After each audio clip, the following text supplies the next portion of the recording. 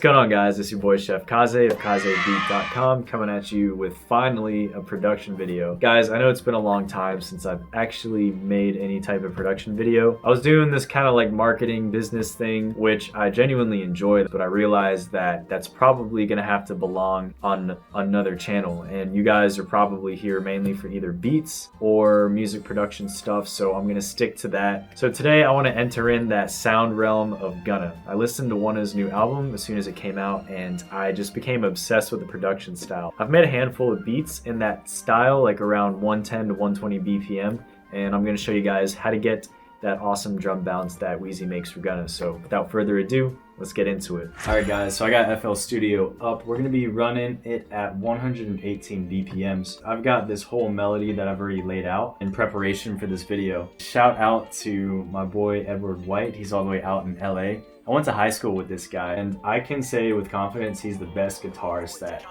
I've personally ever seen, that I personally know. But no cap, this man was practicing like 6 to 8 hours every single day as a high schooler. For me, at the time, I was so confused as why this man was so damn focused. But he ended up going to Berkeley, and he ended up getting a degree to play guitar, and now he's doing his thing all the way out in LA. Nobody shreds it up like my man Edward. So anyways, I hit him up, and then he sent me these beautifully played guitar bits. Man, I'm in love with this stuff. I also added in some other elements like flutes and some vocal chops from what is it, Arcade by Output. I got that recently too.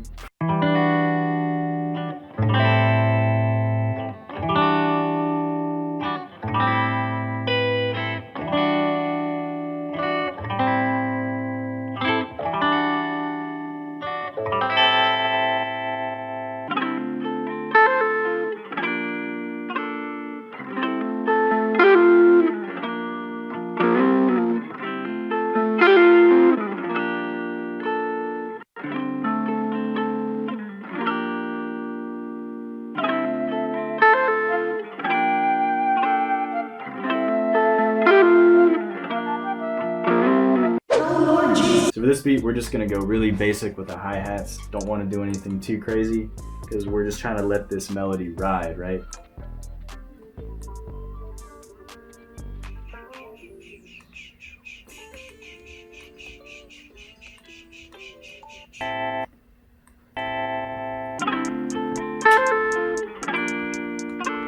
Alright, next thing we're gonna do is put in some claps.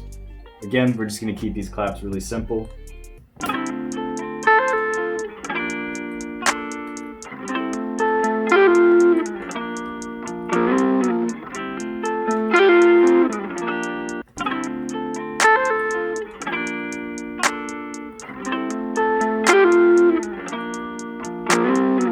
I know I started off with the hi-hats and the claps, but that's just to kind of give me a starting position. For these type of beats, if you want to have the most emphasis on the 808s, which I think you should, then you want to make sure that you start creating them early on in your process. What I always do for the 808s is I run down the edit and then I amplify them.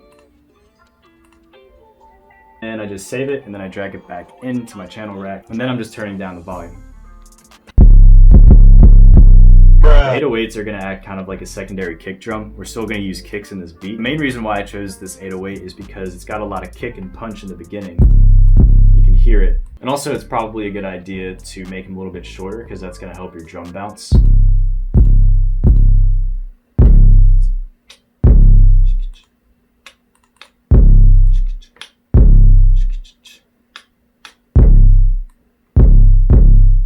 See, that's too short. I think that's perfect. Pro tip, if your ears are struggling figuring out whether your 808s sound in key or not, just do everything in an upper octave. You can go 1 or 2 above C5.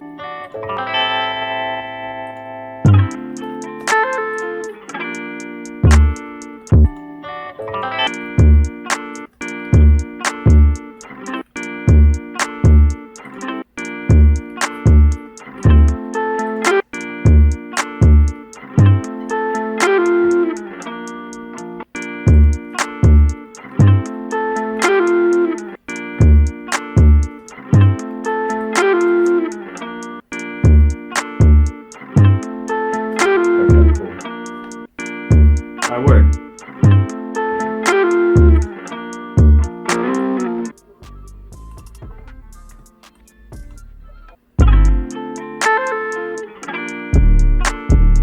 towards the end over here, before you start the next measure, is when you can kind of go crazy with the 808s. You can have like a little saucy pattern or something.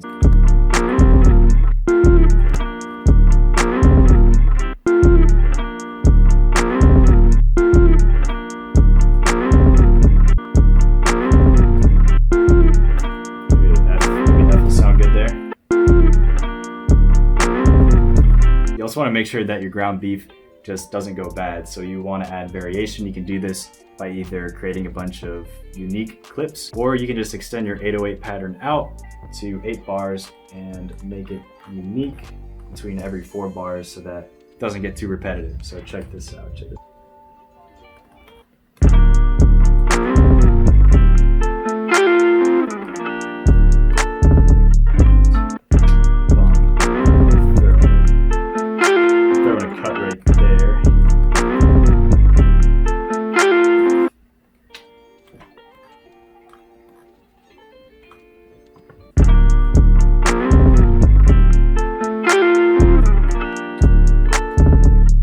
So the last thing we're gonna do with the 808s is add a reverse 808. Pretty much all you're gonna do is just right click your 808 and clone it, and then just click the reverse.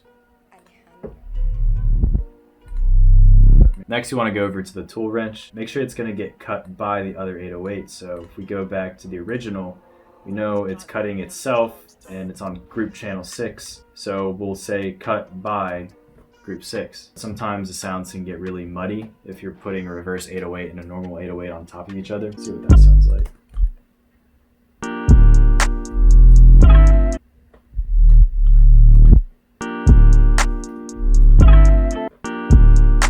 Hell yeah. So there you go, pretty easy, reverse 808s, no secret.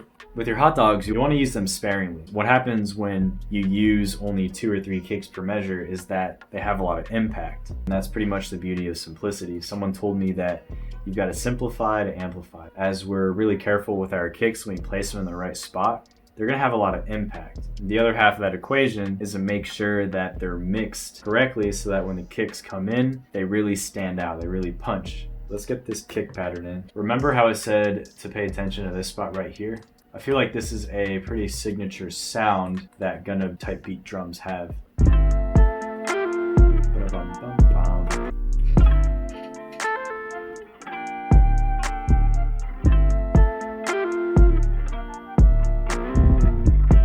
Guys, the next thing that we're gonna do is get in the percs. Percs aren't gonna be too crazy. The same way that this beat's simple, we're gonna keep the percs simple. The percs I'm gonna use are just a secondary snare and then an open hat.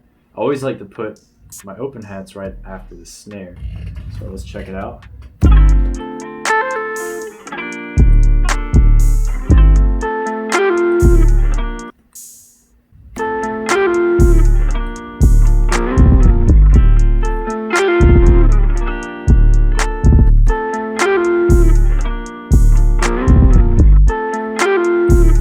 I don't know if I want to do 3 in a row or just 2.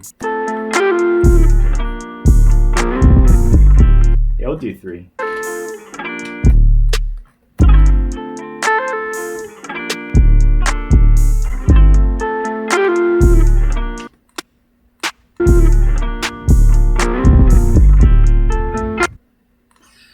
Let's try that.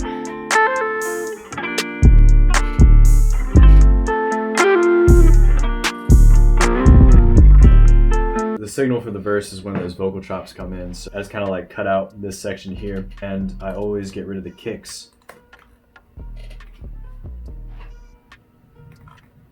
I'll probably take away the percs.